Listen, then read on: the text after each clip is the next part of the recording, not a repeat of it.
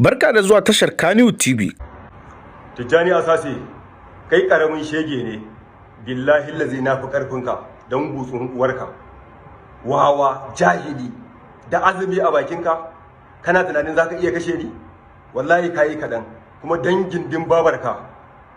To har yanzu dai rigima na ci gaba da ɗaukar zafi tsakanin Umar Bana da Tijjani Asase. A wani sako da Umar Bana ya wallafa a shafinsa na TikTok ya bayyana irin artabu da aka yi tsakaninsa da Tijjani Asase a wajen rabon tallafi da Nuhu Abdullahi yake bayarwa, inda Umar Bana ya bayyana cewa Tijjani Asase ya farmake shi. A nan ne shi ma Umar Bana ya yi yunkuri ya kai mai hannu, inda ya noshi Tijjani Asase har sai da ya kai ga ƙasa. Sai dai Bana ya bayyana cewa ya sani cewa da ba dan yana jin kunyar Nuhu Abdullahi ba, wanda ya gayyace su domin ba su tallafi, da ba wannan zancen ake ba. Sai dai a wani sako, sai dai kuma Bana ya ƙara cewa Tijjani Asase sani cewa idan rarara ne da Aisha Umaira suka turo shi domin ya halaka shi, to sani cewa ya fi ƙarfinsa. Ga dai shi ku ji yadda take kasancewa a cikin wannan bidiyo.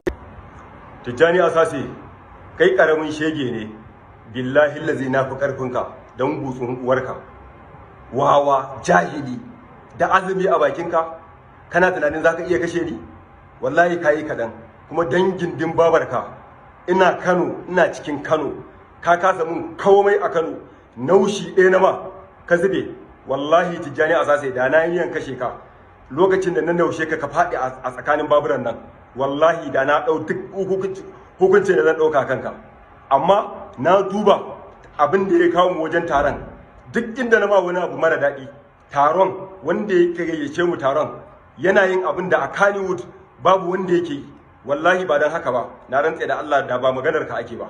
Sannan kuma ina so ka sani, idan rarara da Aisha Humaira su suka turo ka kashe ni, to ka gaya musu wallahi ba za su iya ba, sai ta Allah ta yi.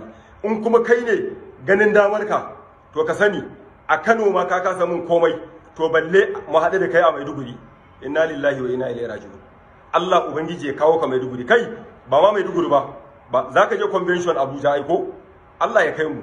Wallahi Tijjani Asase, sai na ci gutsun uwarka. Yanzu ne za ka san cewa ka taɓo mutum. Ka shirya, ina mai tabbatar ma ka shirya. Baka shirya ba ka zo ka taɓa ni? Baka shirya ba? Ni za ka zo ka nausa? Ni ba dan Maiduguri ne ba. Kan bala'i.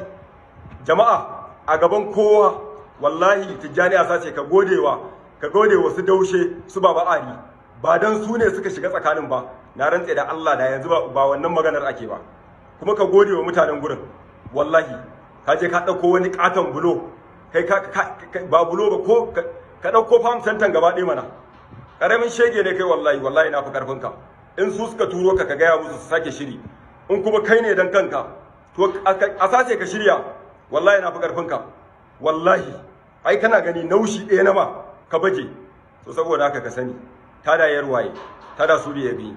Wallahi duno ma kwangana. Wallahi da azumi kai ka ci sa'a. Wallahi muna wata mai alfarma, muna wata mai albarka, amma duk da haka ina kanan ai, zaka gani. Barka da zuwa tashar Kannywood TV, kasance da mu domin samun labaranmu a koda yaushe.